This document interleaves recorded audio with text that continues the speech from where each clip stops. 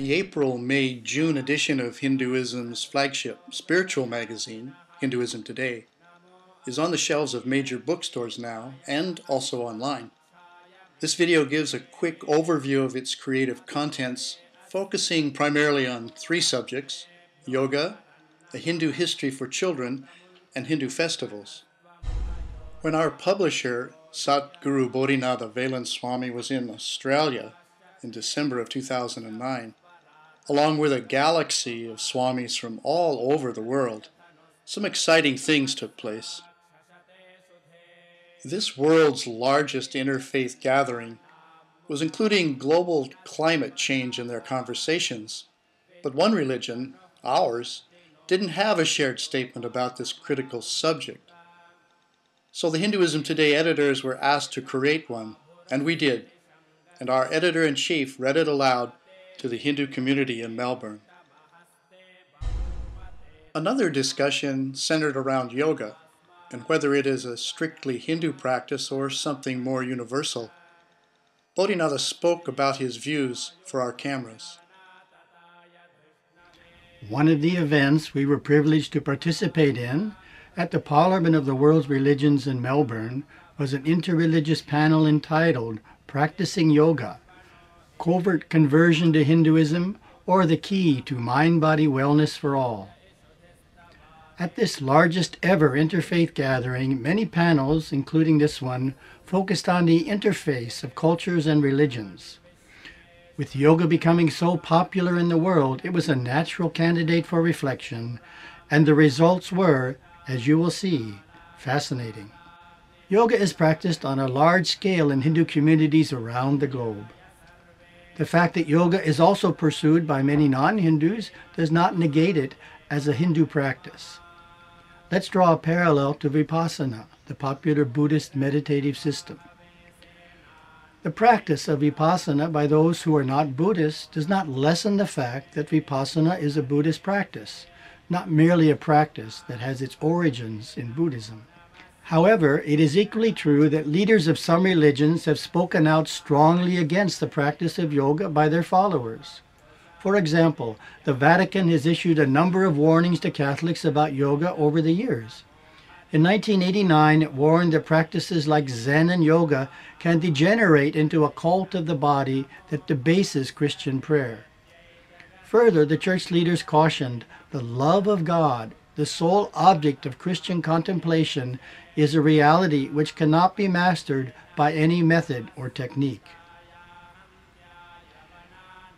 In 2008, the leading Islamic council in Malaysia issued an edict prohibiting the country's Muslims from indulging in the practice of yoga, fearing its Hindu roots could corrupt them.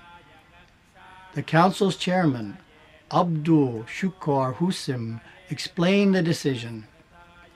We are of the view that yoga, which originates in Hinduism, combines a physical exercise, religious elements, chanting and worshiping for the purpose of achieving inner peace and ultimately to be at one with God. For us, yoga destroys a Muslim's faith. It may not be an advisable practice for followers of religions in which unity of mysticism is unacceptable, as stated by the religious leaders of such faiths. Those who are affiliated with liberal religions and those with no formal religious ties can definitely benefit from the practice of yoga, physically, emotionally, mentally, and spiritually.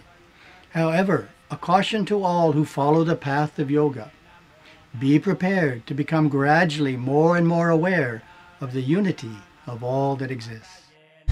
In 2007, we all grew weary of complaining about media coverage of Hinduism in the U.S. and created something called the Media Festival Initiative. Based on posters you've seen often in U.S. newspapers, full-page, graphically rich, informative articles explaining Thanksgiving, Hanukkah, or Kwanzaa.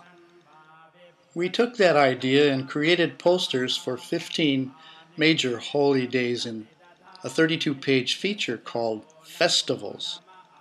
It's a marvelous romp through the year, stopping every month or so to tell about our celebrations. Festivals are a kind of glue for Hindu culture, touching our lives, connecting families and neighbors, bringing together entire cities. Saumya Sitaraman, the author of Random Houses Following the Hindu Moon, helped Hinduism Today's editorial staff by contributing fascinating details, typical holiday recipes, and her mother's marvelous photography. Every religion has its festivals and holy days, which strengthen faith, bring communities and families together, and focus on the spiritual dimensions of life. In fact, festivals are one important way that faiths themselves interact and learn about one another.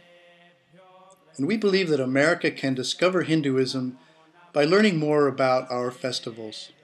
Besides giving the basics, our editors added a section called Tidbits to explore the many questions that people naturally ask.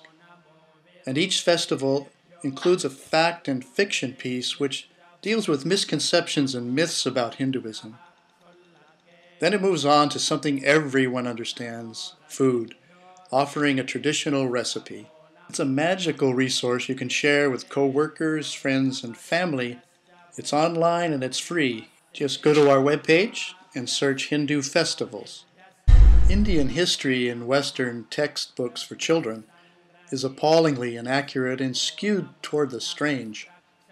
This issue continues our effort to rectify that and to give well-researched lessons that tell the true story of India's place in the world down through the centuries. The 16-page history lesson in this issue is the fourth in our series aimed at sixth graders, and it covers the period from 1850 to 1947 when India was colonized by the British.